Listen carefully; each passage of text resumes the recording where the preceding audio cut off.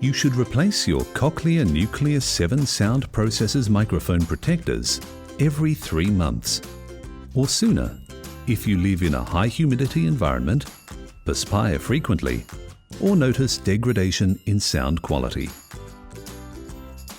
It is important that you keep your microphone protectors in place at all times. Microphone protectors are built into the Nucleus 7 microphone cover, which is completely replaced. First, you need to remove the old microphone cover. Hold the coil cable grip and firmly pull it straight out of the sound processor.